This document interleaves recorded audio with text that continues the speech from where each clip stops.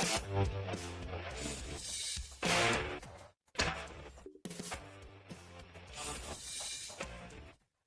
gotta be careful though. I don't want to give myself whiplash. A death on camera would be pretty bad. Well, ladies and gentlemen, we are not the Shield. We are better than Broadway. And welcome to Season 2, Episode 1 of the podcast. Hope you're all having a wonderful, wonderful Saturday. Here we are. It's Coach. Man, we got funding for Season 2? Oh, right. It doesn't require anything. Anything. I've got a question about that song. What's the name of that song? Is it Sierra Rules? It is called Wrestling Adobe Stock. Stock. We are okay. Gotcha. We are the creme de la creme. We have no budget is too small for us. We're getting the best stuff from Adobe plug. I guess thank you. There's Adobe. two ways you can do that. You can say we have no budget. They're like, oh wow, they got no budget. They can do whatever they want to. Or we've got no budget. That means they have zero budget. There's two different ways. Yeah, we're the latter. Hello, gentlemen. How was New Year's? Lovely. Absolutely fantastic. Super. I wish you guys could have been here for the gathering on New Year's Day. I know you guys were traveling, but I cooked so much food, man. I've still got some left over. I'm going to have to throw some of it out, but between all the meat and the snacks and crap, it was good. We had a good time. Watch Star Wars. It's games season. You can't throw out the food. I'm up I'm finally up back in weight again too, so good for you, bro. Good for you. Well, guys, this is Season 2, Episode 1 of Better Than Broadway. We've got a phenomenal show for you guys today. But before we start, we would like to go ahead and reach back to 2022. The wrestling industry lost a legend last year. At the very end, we just kind of missed it. Mr. Don West. If you loved NWA, TNA Wrestling, Impact Wrestling. If you collected baseball cards or coins as a kid, then you know who Don West is. He was the man that was shouting at you across your TV screen, asking you to buy now the best deal we can give you. I'm sweating real hard, but I'm giving you baseball cards for $10.99. Just wonderful, QVC. wonderful. Was it QVC or Home Shopping Network that he did? I can't remember which one was it. The Home Shopping Network, man. It was a Home Shopping Network, yeah.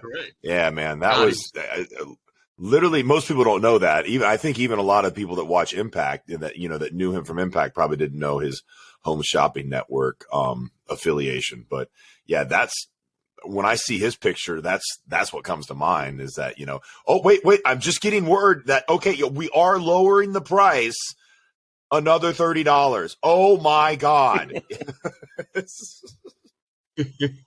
Slap your moms. Buy this. I almost bought a sword from him. I almost bought a sword from him when I was 17. I was just like, "Mom, I want the sword." And she looked at me. She's like, "You're 17. You don't play with swords." And I was like, "Yeah, you're right." But what are you gonna do with it? But I'm not playing with it, Mom. I need it in case a zombie apocalypse comes. I mean, this is true. Exactly. And in the world we live in, it's a possibility. Finger guns. So anyway, Don West passed away about 2 weeks ago. The voice of TNA Impact Wrestling. What a lovely man. His energy was just unstoppable and addicting. And Don, you will be terribly missed. And I do hope that the Impact Wrestling Hall of Fame puts Don West in for its class of 2023. So. He definitely made it. R.I.P. Rest in peace, man. Rest in peace, sir. Industry. Yeah. Well, guys, we had a fun week in wrestling this week. The week kicked off with a bang on January 4th. We had the annual event for New Japan Pro Wrestling. This is Wrestle Kingdom 17. This is one of the that was Omega versus Ospreay, right? It was. This is the WrestleMania of Japan, essentially. It emanates from the Tokyo Dome every year on January 4th. It's not a movable feast like WrestleMania. It's just always January 4th. Always. Doesn't matter what day it is. And it's like Thanksgiving. You had some fantastic matches, some great debuts. We just go ahead and get right into it. The women's match for the IWGP Women's Championship. Somebody came out of hiding. Yes. Who came out of hiding? Okay. Was it Mercedes Monroe? Yes, Monroe? Mercedes Monroe, almost. We had Kairi, the former Kairi Sane in WWE. She is the current IWGP Women's Champion. She defeated Tam Nakano for that title. And moments after the match, the lights go out, the song plays, and you hear money. The former Sasha Banks, Mercedes Moné, shows up in New Japan. My bad.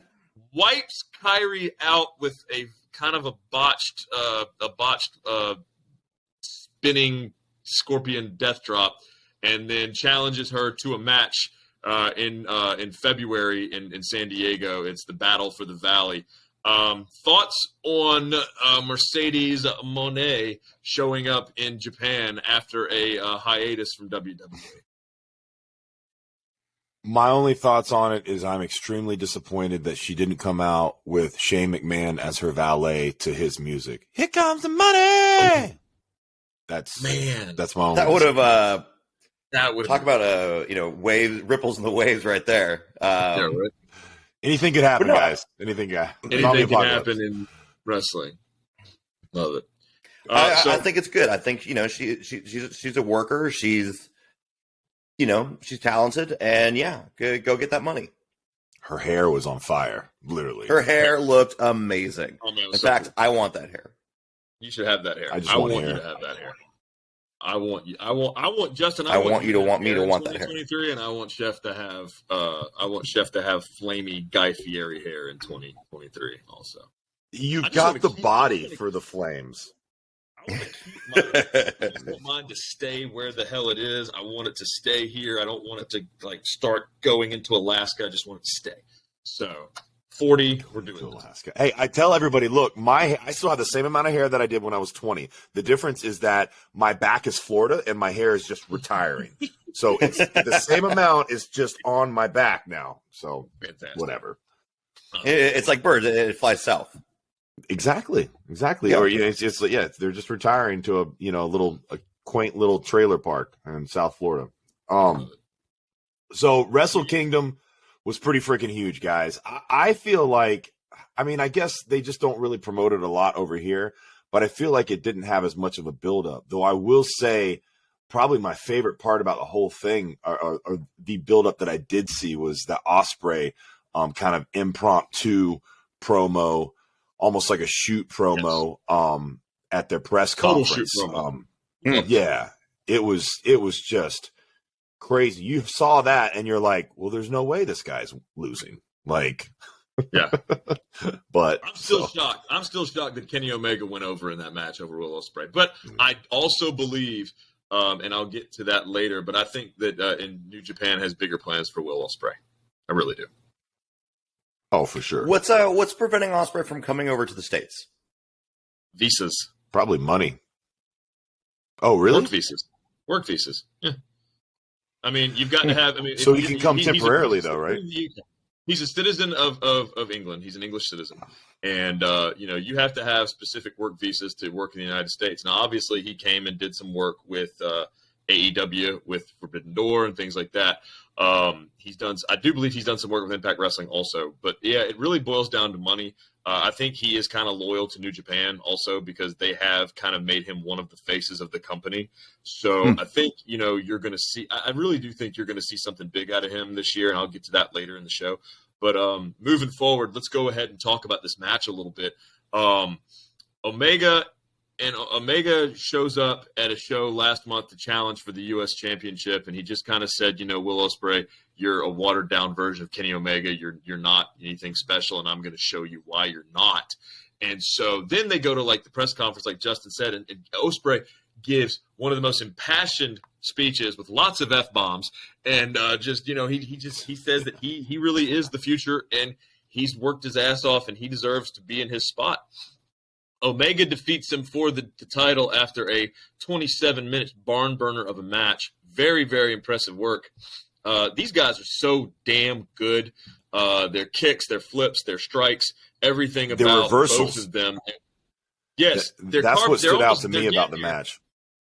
They're damn near carbon copies of each other. They both started out in the junior heavyweight division. They both, put on a bunch of weight to go up to the heavyweights, and they still move like cruiserweights, which is obviously a lot of fun to see when you have bigger dudes moving like that. So they're both bleeding. They're both beating the hell out of each other. I mean, it gets to a point where strong style is a little bit stiffer of a wrestling style, but you bleed a lot more in Japan for some reason. I'm not 100% sure why, but the tables are different. It's higher up in the hemisphere, and so it's the elevator. The atmosphere, yeah. It's Okay. all the rice that they eat, and they have a different diet, so it thins your blood. So it comes, it's like fish oil, basically. They eat a lot of salmon. There's a lot of fish oil in it. Thins your blood, anticoagulate, all that kind of stuff. It's science, guys. I mean, when I was in Japan a couple years ago, and I was in Tokyo, and I was like, I like hit my knee, and all of a sudden my nose is bleeding, and it's like it was bad. Did you hit your knee? Did you hit your knee with your nose? Because no, like I ran into a table, and all of a sudden, like I'm like, oh god, my knee, and I'm milking it because I want the sympathy because I'm an American in Japan, and I want everyone to like come take a photo with me. And all of a sudden, as soon as I get up, the head rush from like getting up from milking it for like a good 5 minutes, my nose just pouring down, and all of a sudden like a gash opens up on my forehead. See, I can't. I don't know where that came from. I could never do that. I'm lactose intolerant. So I'll tell you what made me the most impressive about me with Will Ospreay is how much weight he has gained, and good weight, since I saw him. The very first time I ever saw Will Ospreay was in person. I hadn't seen him on television. It was at WrestleMania weekend, 2016 maybe, or 15. I can't remember. Whatever, they were in Orlando. It was the one in New Orleans, right? No, it was in Orlando. I saw them in Orlando, and I saw him at a 2015. Maybe was it a Progress show, or I can't remember what type of show it was. But yeah, he fought. It would have been Progress or Dragon Gate. It was him, and it was Ricochet. They didn't fight. I can't remember who Ospreay fought, but I only knew who Ospreay was because my brother had talked about him, and I just remember him being like, "This guy's fucking scrawny." Like, and then when I saw him show up on AEW, I'm like, that's not the same Will Ospreay. He's put on like 40 pounds, like, and it's good weight. But didn't you say also he was like 250 at one point? Was he that big at all? I didn't know that. I mean, he looks like he could definitely be 225, 230 now. 220, okay. But I'm sorry, I heard junior heavyweight, and then I was like, oh yeah, like whatever. Yeah, my bad. The junior heavyweight division is 100 kilograms and under, so 220 and under, which is still a pretty big dude. And your heavyweights are 100 kilos and over. Will Ospreay, probably weighs about 225, 230. But the thing is, during the pandemic, he couldn't leave the house because he was in England trying to get back to Japan. And he and B. Priestley were separated for that during that time because she was there and he was there. And he just worked out at home and just got yoked. I mean, a lot of people I know did, and a lot of people I know, they stayed home. The people overseas. A lot of people I know stayed at home and didn't work out and got egg yolked, not yoked. I mean, I know that too. Yeah.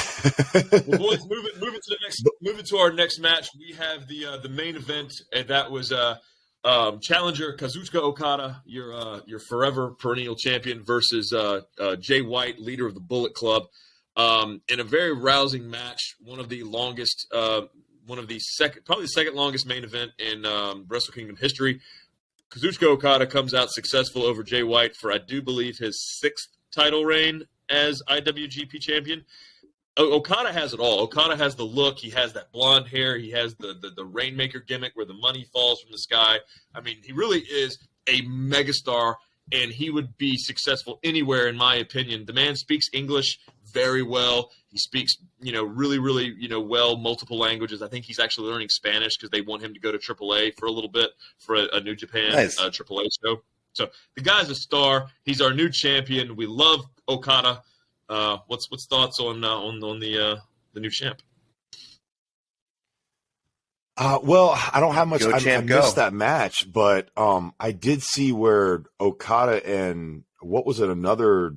Not to get too far off the subject, but since we're talking about Okada, he teamed up with Omega, right? For a tag match, right? Didn't he? Yes, New Year. So New Year's Dash. That's what it was. Yeah. After so Wrestle I knew Kingdom, that was interesting. Jeff. I didn't see it, so I'm not going to comment on something I don't know anything about. All right, so no worries there. But two little tidbits, and then we'll move on from New Japan. We'll go into something else. At the New Year's Dash show, you had they don't know what matches are going to happen beforehand. They do, but they don't. And they just kind of put people where they want to put them. So you had Jeff Cobb and somebody I cannot remember was fighting Okada and Omega. Oh, is that where Jeff Cobb has ended up at? Yeah. He's with the United Empire. He's part of Will Ospreay's faction. So Omega comes out. They invaded AEW sitting in the ring, and the next thing you know, the music starts playing for Okada, and he looks around. He's like, "Oh my gosh, really? You're going to tag me with my nemesis here? I'm here for it." They win that match, but the biggest match of the night was Jay White challenged Hikuleo, who was a former Bullet Club member, to a loser leaves Japan match that will happen next month at Dominion. And here's the deal: Jay White, one of the biggest Gaijin stars in the world right now, which is non-Japanese star, Gaijin star. He's either I think he's from New Zealand, but he's got a lot of eyes looking at him right now, possibly eyes up north in the United States. And so with Dragon Lee just signing to NXT, there's a possibility that Jay White could be coming to WWE in 23. He's lost. Interesting. He's lost the IWGP title, and now he's in a loser leaves Japan match with a former Bullet Club member. Boys, thoughts on that match? Go big or go home.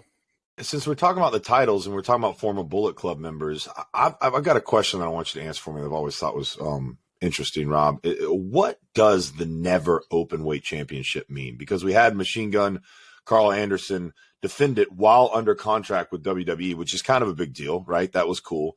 I agree. But I keep saying the never open weight, and it kind of sounds cool, but what do they mean by that?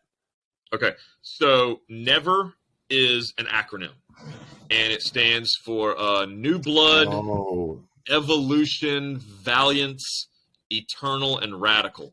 And I think, and basically it was a title that New Japan came up with. Yeah, it's a mouthful. And it's a title that New Japan came up with about 10 years ago. And the idea was it was an open weight, kind of like the X Division title is in Impact Wrestling. Mm-hmm. But the idea was people from all over the world could come contest for that title, whether they were New Japan wrestlers or not. It was the idea that that title could be defended all over the world. And it was mostly New Japan guys that had that title. Guys like Hiroki Goto held the title. Tomohiro Ishii held the title. Carl Anderson's held that title a few times. And now your current champion is Tama Tonga, who is a former member of the Bullet Club and the Guerrillas of Destiny. He and Carl Anderson were Bullet Club members at the same time, and they've been friends for 20 years. So for Tama Tonga to win his first singles title from a friend is pretty cool. They even cheers beers at the end because that was kind of their way of, saying goodbye to Carl, because now, he's full-time WWE. It's cool. It was a really cool moment. Carl, you just kills people, Carl. Sorry. That's cool. I had no idea, and I knew you would know, so I didn't even bother to Google it, which I know I could have, but I knew that you would know, and I was, every single time I see it, there's been all this talk about Carl Anderson and going over there, and this how New Japan is very upset with him, and like, is it a shoot, is it a work, or whatever. I was just really curious about that, and it's very interesting to me that they're using an acronym with like American words when it's literally, a Japan title. There would even know what those things are. Yeah, it's interesting. I know. Things are strange. I mean, I don't know. Even it's just, I guess it's just that way. There's a lot of English speakers in the world, and you're going to be able to have more mass appeal if you have things. Because they call it the IWGP World Heavyweight Championship. They don't call it the IWG World Heavy Key.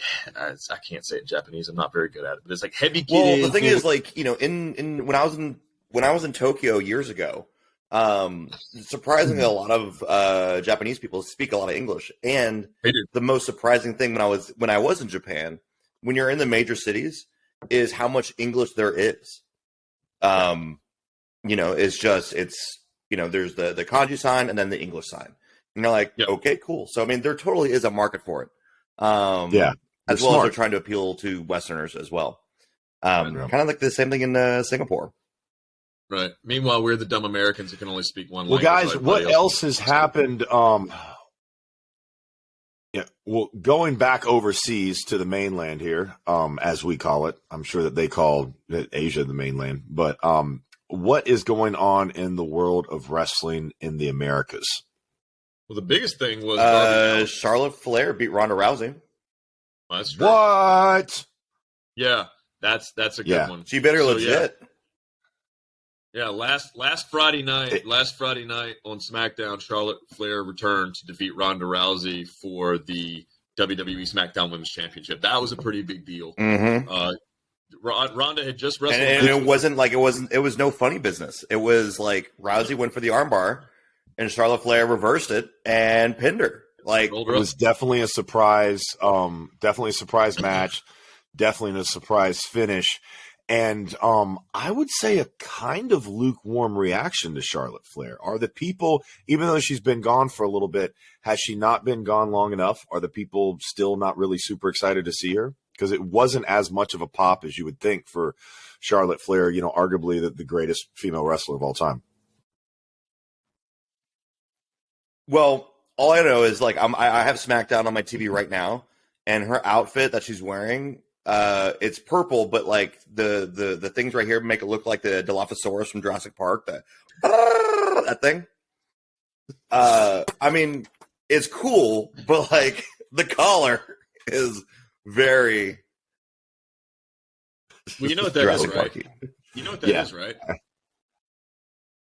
Ryan, you know what that Ryan, you know what that gear is, right? So that the collar had all of the different colors. There's like little stone looking things. That's her Thanos gear.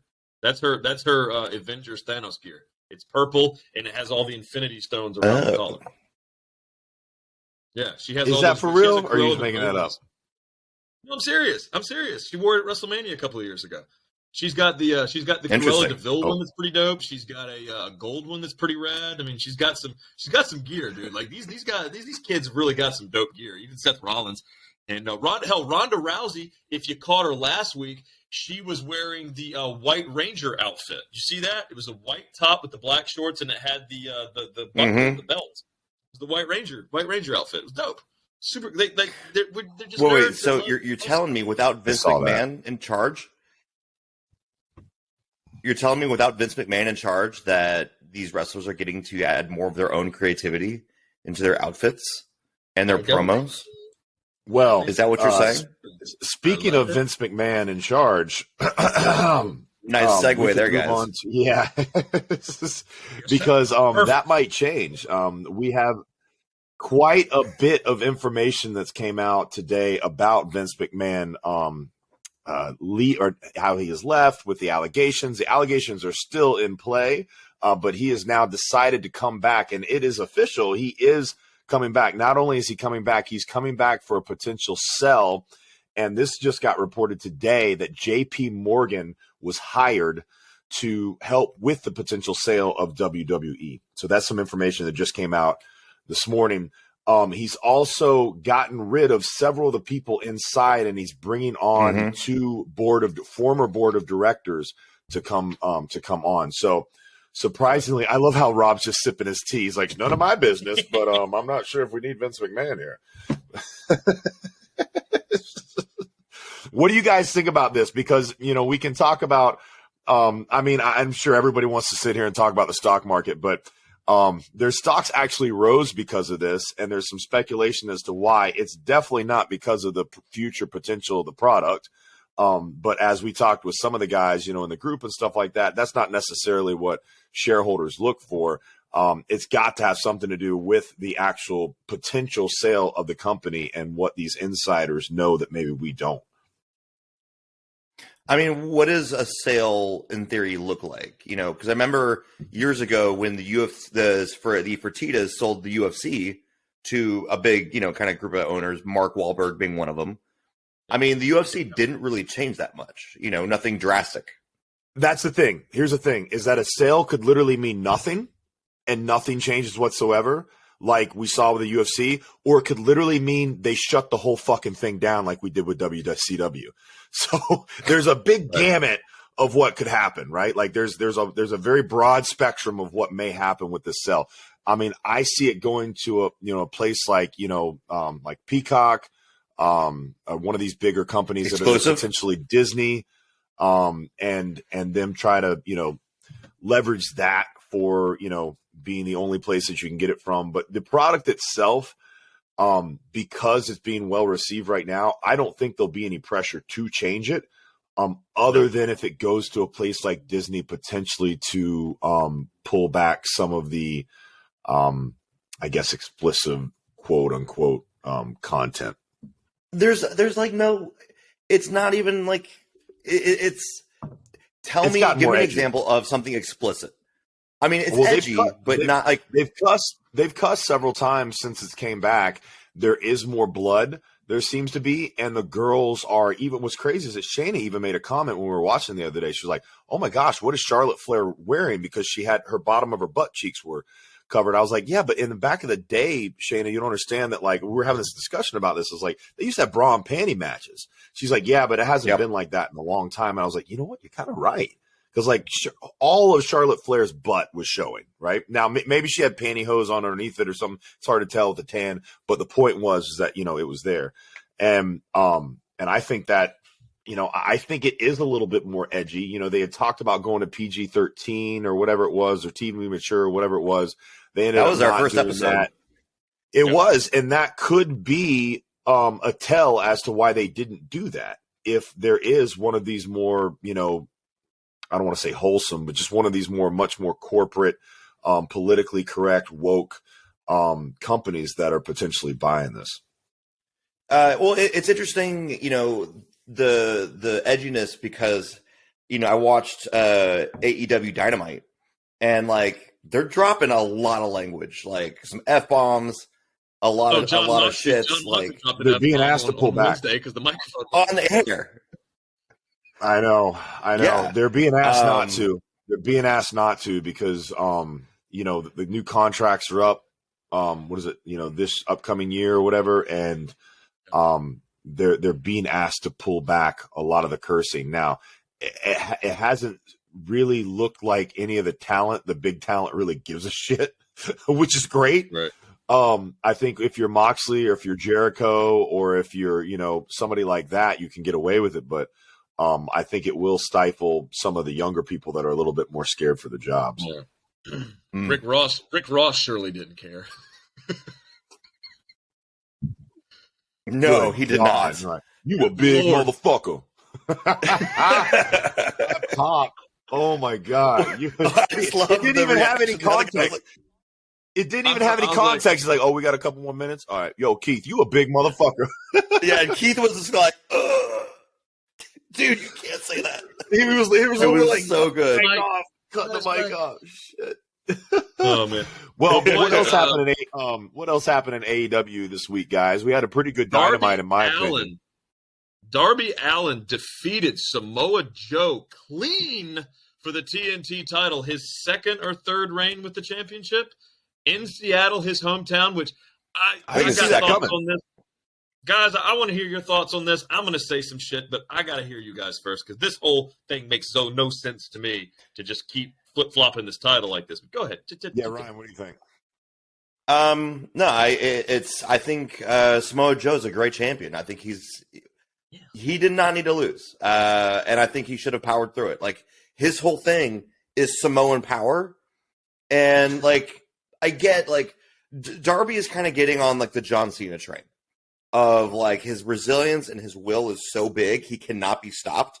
And it's like, dude, like, you gotta have your lows to have your highs.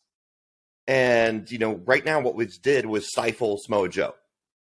And I want to see more of that. I want to see Joe and Wardlow banging. That's what I wanted. Can we rewind that so you can say that a different way? Because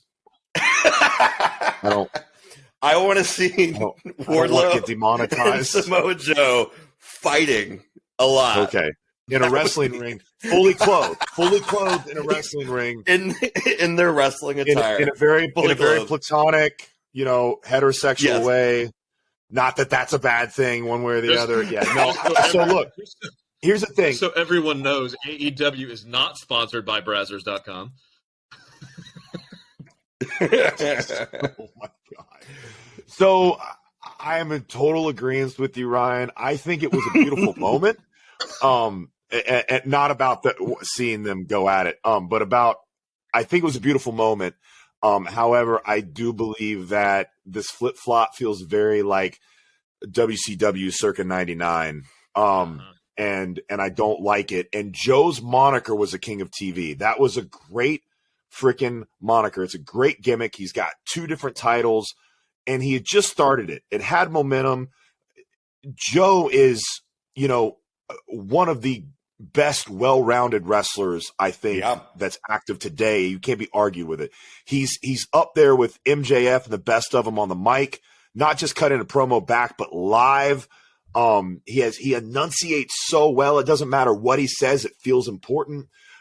He's just a mastermind psychologically in the ring. Just the little things that he does, looking back and forth, and his facial expressions, and then the man can freaking go. And he looks like a badass. He looks like a little mini Yokozuna or something like that, which is funny because Yokozuna was supposed to be Asian, basically. Really, he was Samoan, right? Yeah, he is. And I don't understand, Joe versus Darby Allin. Darby Allin should not be able to win that fight. If Darby Allin's going to get it again, he should get it from somebody else, Jay Lethal. If Jay Lethal wins dirty by Joe when he's a face or something like that on some Impact rematch, I don't like the direction of it. The moment was awesome. It was in Seattle. Darby deserves it. I'm not taking anything away from him, and it was a great freaking match. But like I said, it feels like shades of latter WCW, and that bothers me a little bit. Rob, Rob, you got something to say, right? I think Justin tied it up in a little bow and delivered it perfectly. I think that was I think his sentiment clearly mirrors my own. I think Darby is one of these generational talents that we love to see. He's fun to watch. He's entertaining. He's a badass. He's tough. He's gritty. And we love watching him. And it doesn't hurt. Sting is his manager. Love that too. But, just giving him a championship when Joe was just getting started just doesn't make a lot of sense to me. The only thing I can think of, the reason they took the title off of Joe is because they're going to just really focus on this Ring of Honor show that they're going to do, and they just want Joe to be a centerpiece of Ring of Honor. That makes perfect sense to me, but to give him this moniker and kill the momentum of the King of TV, I feel like if anybody was going to beat him, it needed to be Wardlow or Powerhouse Hobbs or Ricky Starks or somebody like that, but not. Yeah. You've got this fucking feud. You've got a feud that hadn't even started. That was a great feud, and everybody wanted to see it. Why? You stopped that? You ruined that. The whole Hobbs thing felt like it had momentum, and then it killed that. And it almost feels like Vince McMahon's booking this shit. Exactly. And I hate. Now we're sitting here being critical of AEW, but what's going on is that, first of all, it wouldn't have been as bad if you hadn't have just done the same shit with Wardlow. Wardlow needed that belt, right? Wardlow needed that belt. Keep the belt on people. Yeah. I don't sound like an asshole, but keep the fucking belt on people. There's no need to flip flop these belts.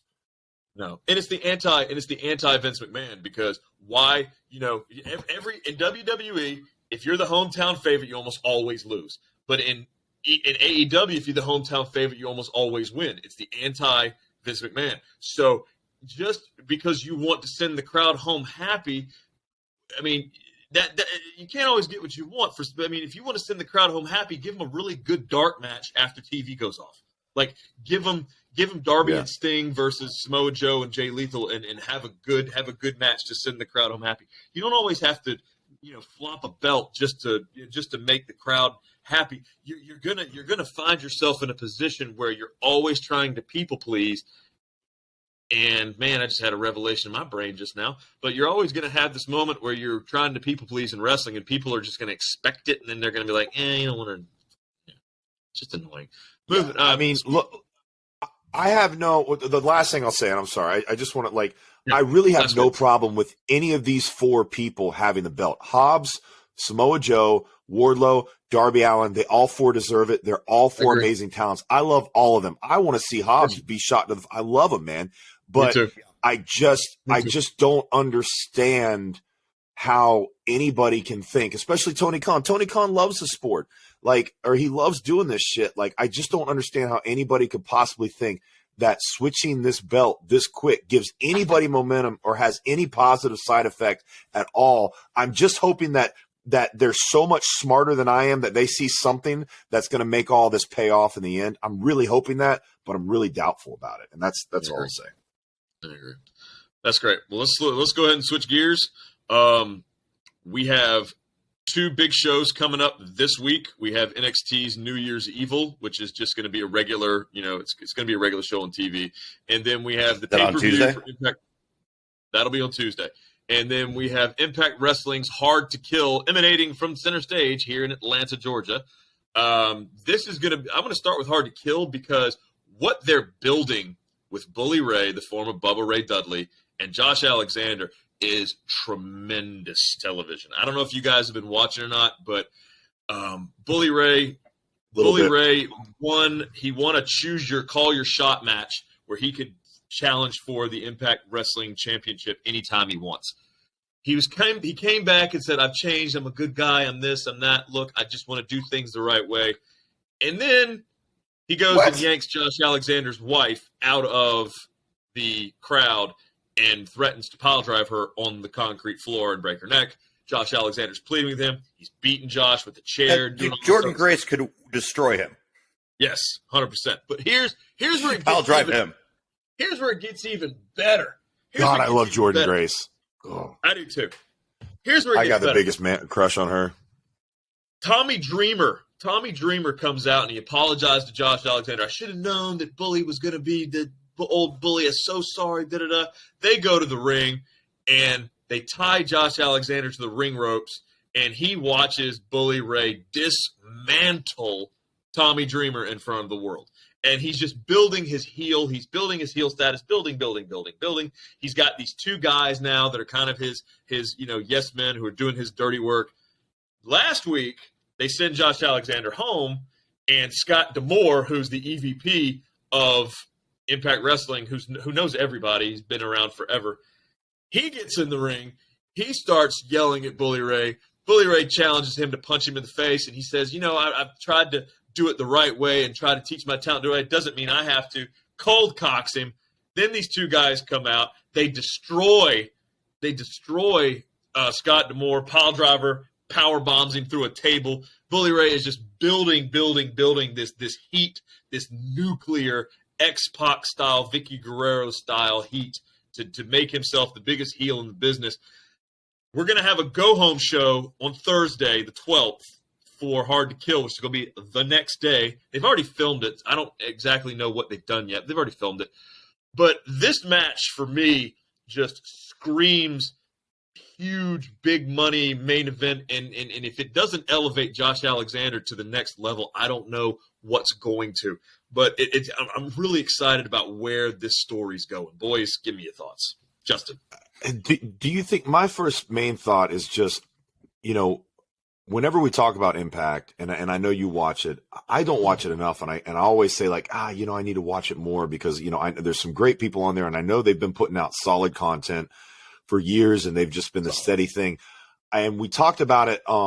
We didn't really go super into it, but I posed a question to you guys last podcast, and I want to try and maybe get your thoughts on it here. Do you think that Impact was the most, no pun intended, impacted by the pandemic? Because here's the thing. I feel like their content's good, but I still feel like they're in that pandemic era. They're just the amount of fans. I know this sounds petty, but the amount of fans in the arena makes it difficult for me to enjoy and make it feel like it's big. If you put an Impact show in and put it in front of a WWE live event crowd, I think it would go over super well. But I don't. What do you guys think? So, I mean, is that just like a money thing? They don't have, money to book big stages? I think so. Because I totally know what you're saying. It looks like there's like 100 people in the audience. Yeah. Less than NXT. It has been a cost-cutting measure for Anthem, which is the company that owns Impact Wrestling. They typically do a show, a premium live event, a pay-per-view, whatever the hell you want to call it, and then the following day they will go in and film 4 weeks worth of shows, like Impact Wrestling TV. And that's something interesting. That's something that Ring of Honor did, and it was very successful. I think with Sinclair Broadcasting owning Ring of Honor the last 6 years, they did that as a cost-cutting measure, and it worked, and they were able to stay on the air. I think Anthem Media has followed the Ring of Honor. Not settled into doing that. I think they've followed that business model because it works so well, and they are a small company. Now, they don't have the money like Tony Khan and Vince McMahon. They don't have the television rights like a Tony Khan and a Vince McMahon. They are on Access TV. They're not on TNT. They're not on TBS. They're on Access TV. Maybe 4 million people in this country have the availability to that station. I'm not one of those people. I don't have it. I'm not one of them either. I have DirecTV, so I can watch it. And that gives me an advantage when we do our shows, because I can kind of say, hey guys, this is what happened on Impact, because I know you guys don't have the availability to watch it because you probably have Xfinity or Dish or somebody else that doesn't carry that channel. They don't carry that channel. Oh, well, I think it carries it, but you have to have an add-on. And I want to say when I added it on to watch it, because I want to say it was like another $40 for the package because you couldn't get it on its own or something like that. And I'm like, I'm not going to pay $40 to watch, because I literally the only reason I have cable at all is to watch live and be able to record AEW and WWE. That's the only reason I watch it. We watch no television whatsoever. I rarely even watch like streaming platforms like Netflix and stuff. Like, we'll find one show, but then like after that, it's, I'm listening to music, trying to do something else. We don't really watch a lot of TV. So yeah, I don't know. That's what I was just curious what you guys think, if you agree with me. The small thing turns me on turns me off unless it's like NXT. They do good of packing this small arena with a bunch of people, and okay, so it's the same people every single week, but those same people fucking love wrestling and they go nuts to the point to where they have to pull a person out of NXT and put them in main event just to get them in front of different people to see if they're actually over, or to see if they're just over into the small little demographic. Is NXT still filmed at Full Sail? No. Down in Florida? Say that again, Rob. I missed it. I said is NXT still in a? No, they're in Orlando at the. Really, I think they're at the PC, and they call it like the Wrestling Center or something like that. But I think they're actually at the PC. I think it's attached to the PC. I think it's attached to the PC. They created a new one or something, or a new one. Yeah. That helped with their thing. But no, I think this Hard to Kill is going to be great. You've got Mickie James battling Jordynne Grace for the Impact Women's Championship. If Mickie loses, her career is over. If she loses, her career is over. Oh, so this is a do. She's on the Ric Flair. She's on the Ric Flair tour. As soon as she loses, she's done. Jordynne Grace is dude. I do not see Mickie James winning this. And Mickie James is one of my all-time favorites. Because she's been around for a while and like has evolved. And but Jordynne Grace is just she's a Jordynne Grace that could is not going to crush stop. Mickie James's skull with her calves. I mean, I think that's all you need to know right there. It's oh my god, amazing. I don't see Mickey winning this match. So we'll see. Because Jordan Grace has been pushed to the moon. It's time to pass the torch to Jordan Grace. And with the rumors that Nick Aldis may be going to WWE once his contract with NWA is over, there's the door is open for Mickey to come back to WWE. So there's a lot of things at stake here, but I think Jordan retains. I think Josh Alexander retains. I think that's what we've got. We have a guest. New Year's Evil. Mm-hmm. New Year's Evil, we have two matches that matter on New Year's Evil. We have the championship match between Braun Breaker and Grayson Waller. That's going to be a banger. And then you're going to have a women's battle royal to determine Roxanne Perez's new number one contender, and that match will be at Vengeance Day in February. But with Braun Breaker and Grayson Waller, I think this is going to be a breakout moment for somebody like Grayson Waller. He is the new Miz. He is super talented. He has the charisma, the style, and he's not a monster like Braun is. But I think it's time for Braun to get that call up, and I think he drops the title this Tuesday. I think, it's time for Braun to move on to greener pastures. He's done all he can. Yeah, I agree. Justin? Yeah. No, I got no comments. I wanted to go over a couple quick updates that maybe we didn't know, just because when we're doing these now, we're doing them pretty regularly, and it's not a news channel per se, but we do have some updates. We've got Roman Reigns and KO have been confirmed for the Royal Rumble. Yes. I don't know if you guys saw that. Moxley and Hangman are going to fight again, and hopefully we don't get another concussion on Dynamite on the 11th. We've got it just confirmed last night that since we were talking about Ospreay and Omega, they're going to be a multi-match deal. So that was not a one and done. They don't have a date of the next match. Oh, nice. But they are going to come around and do it again. And then most recently, Leo Rush was replaced in the PWG Battle of Los Angeles, so he will not be there. That's right. Do you guys think he's done? He's retired. He's retired and came back several times with all these injuries. Yeah. Rob, I know Leo you were Rush, on him. Yeah. Ooh. He's a fun performer, but I was never blown away when he was in AEW. He honestly just looked like I feel like they don't give some of these things enough time. Yeah. Yeah. I feel like they don't give some of these enough time. I feel like Leo Rush could have been great when he was with with Dante? I think that he's a great mouthpiece. And I just feel like there's so many things where like, okay, cool, this is going to be fun. Let's see what they do with it. And then they don't do anything with it. That's my, criticism on AEW. I feel like there's so many opportunities. And I just, honestly, I think maybe Tony Khan's doing so fucking much. He's just kind of like running around. He's like got booking ADD. He's like, oh, let's do this. Let's do this. He's not necessarily trying to do short-term booking like Vince McMahon, but it's almost, forcing his hand to do that. And I mean, nobody likes that, but I mean, he has gotten a lot of stuff right. Things like, everybody loves the Acclaimed, with the exception of Ryan. I want to talk about that. That is not, no. Pause right there. I do love the Acclaimed. I don't think they should have won this past week. That was bullshit. Like, it's a tag team match. And then I'm talking about Wednesday, not Friday. Jeff Jarrett and Jay Lethal, get involved. Santam Singh shows up. So does Billy Gunn. Billy Gunn gets tossed. And Jay Lethal's getting the pin. And, the foot's on the rope. And, he gets pushed back in from outside. And the ref who's in charge of that match counts 3 count. They lose. And then Aubrey Edwards comes in like, no. I'm like, what? So is Aubrey Edwards going to be watching every single match? So like, someone cheated? No, that's bullshit. That is the sport of wrestling. And it happened from the outside of the ring. It happened on the outside of the ring. So why should that have been stopped? Jay Lethal and Jeff Jarrett, which I hate Jeff Jarrett. Talk about someone who's never evolved. Oh, I'm still doing the guitar gimmick and I'm doing this, Tennessee thing.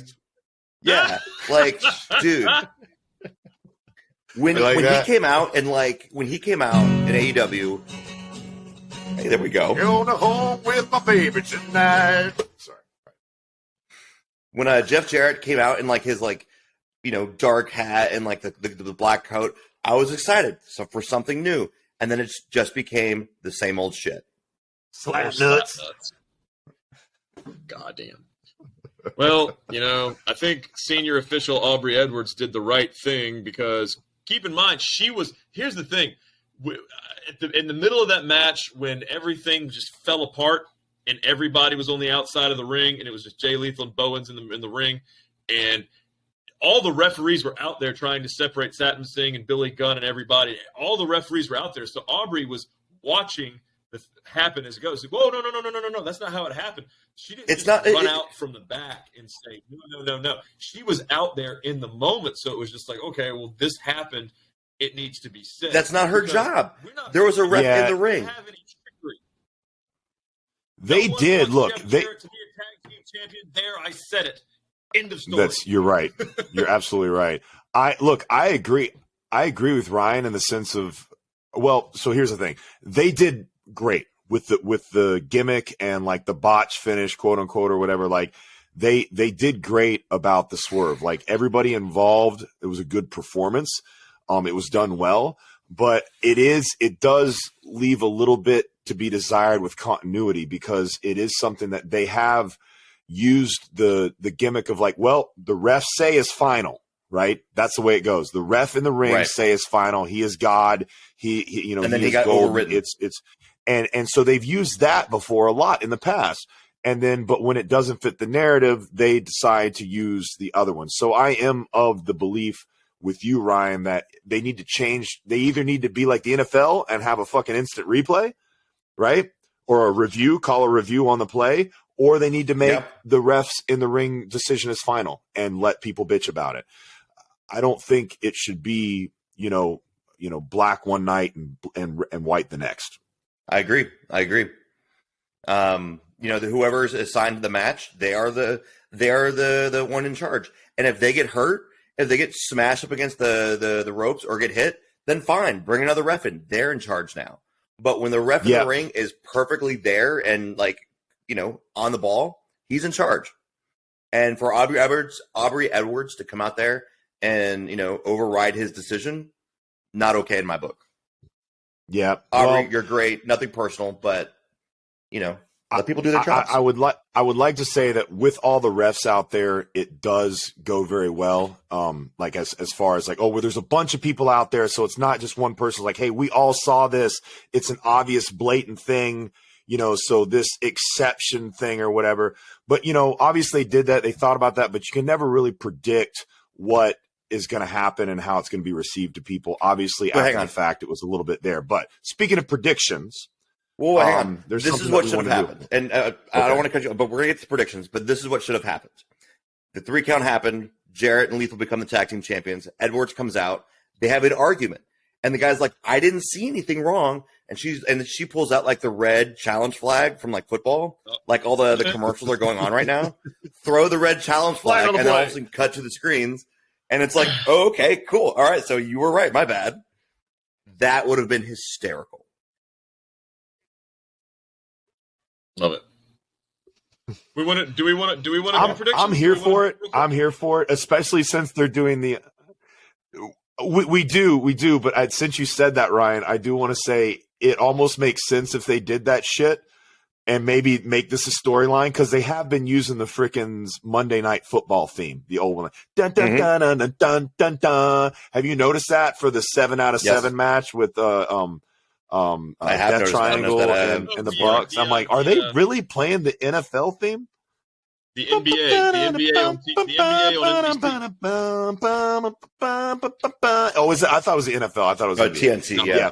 It's the NBA on NBC. So they've been using that, and like, so I mean, I think that would actually be funny if they started. I mean, let's make it a legit sport, right? So anyways, predictions, guys. You guys already have some. What? John Tesh? John Tesh. Yeah. Round Ball Rock is the name. No, there's like the smooth rock guy, like Round Ball Rock. Oh, he's smooth. I didn't know that. Called Round Ball Rock. Wow, John that Tesh. is that's a trivia question right there. Yes, sir. All right, predictions for 2023. We'll just make these short and sweet because we are short for time. We'll make these short and sweet. Chef, you want to go? Or you want me to go? I'll go. End of the Bloodline. All of it. I can see that. Great one. Okay. What else? You got what? 3? And Jamie Hayter versus Britt Baker.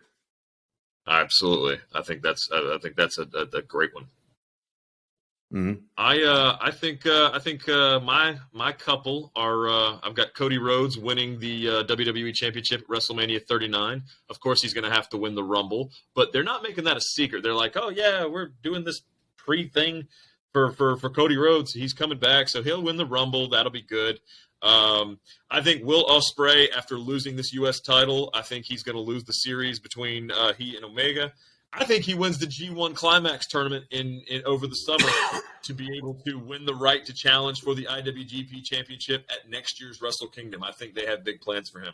Finally, I think Jade Cargill is going to have her undefeated streak snapped by probably Thunder Rosa, a returning Thunder Rosa.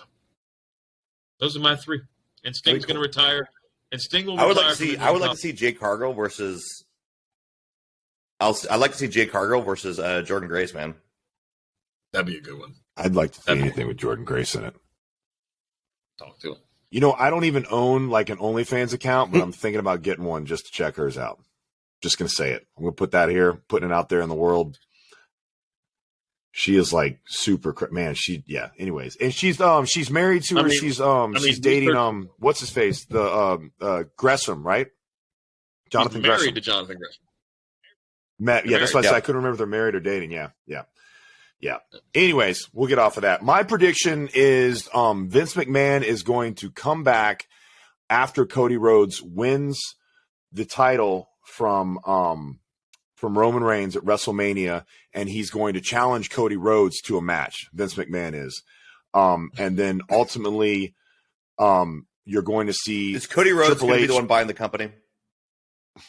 No, Cody Rhodes. I don't know. I think you're going to find out. Hold on. Let me finish this. And then, so they come in, and then at the last minute, when Cody Rhodes is about to be defeated for it, Dusty Rhodes comes up from the grave and kills Vince McMahon. And then we write him off of, like they did with the car door that exploded and stuff like that. And we see him, and that's how he goes finally. I think that's the only way to do it. It writes itself. Book it, you fucking cowards. Also, yeah, I think, what was it? What else were you saying, Ryan? I'm sorry. Nah, that's all I got. Was it? Sorry, did I just blow you guys away with that? Like, come on. I'll make one more prediction. It could happen, guys. It could happen. Anything can happen in wrestling, right? True. Last prediction, and I'll leave it alone. I think that the Saudi Arabian company that owns the LIV golf company, they're going to be the ones to buy WWE. Ooh, okay. They want it, man. They want it. They love wrestling. They want it. They'll buy it. It'll be a $10 billion sale, 100%. They got the billions. They got the money. What, Rob? They got the money. You said it. I don't think we said it on here. I think it was before. What about your prediction? I love your idea of Jade Cargill being defeated by Mercedes Moné. I mean, I like the idea of Mercedes Moné winning that. Somebody online actually said that Mercedes Moné should buy the title from Jade, a la Ted DiBiase and the Andre the Giant. She should just give her a sack of money and be like, "You're done being champion. Your undefeated streak stays. I'm buying the title. I'm the champion." And then she's the biggest heel in the company. But then, that then you lose Britt Baker. Then you lose a bunch of other heels. I mean, it doesn't. I don't know, man. We're gonna find out on Wednesday.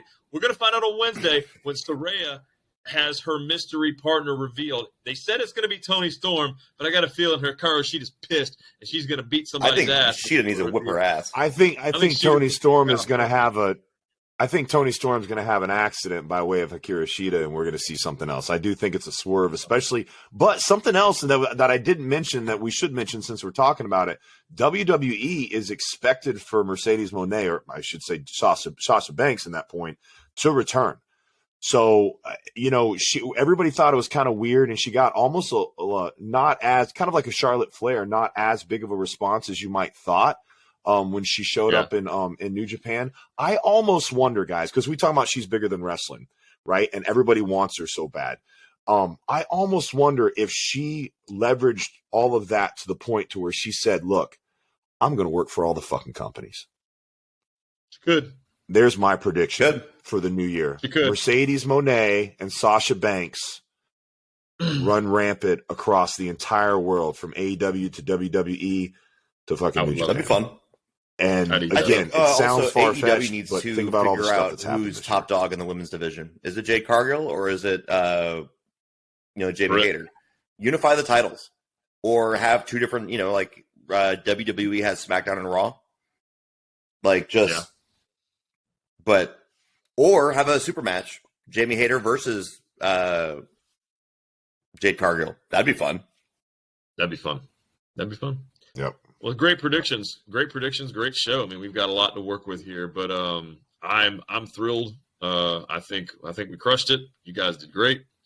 Thank you, everybody, for following us on the Spotify and on the social medias. We are at Better Than Broadway on Instagram. We are Better Than Broadway on Spotify and Apple Store, iMusic, Apple Podcasts. Yeah, review us. Podcast. Tell us we're terrible. Yeah, I would like to thank all of you guys for following us. I'd like to thank all of you guys for following us on social media, but please stop following us in real life. It's fucking creepy, and we're going to call the cops on you. So. That is stalking. That is straight up stalking. It is stalking. All right, boys, I'm going to play us out. Happy New Year. Happy New Year, everybody, and happy wrestling. We'll see you guys next week. To play us out, what does that mean? I don't know. What is it? There's no words there. Some fake Roman Reigns music. To play, like, to end the show? Yes. Bye, everybody. We're doing it live.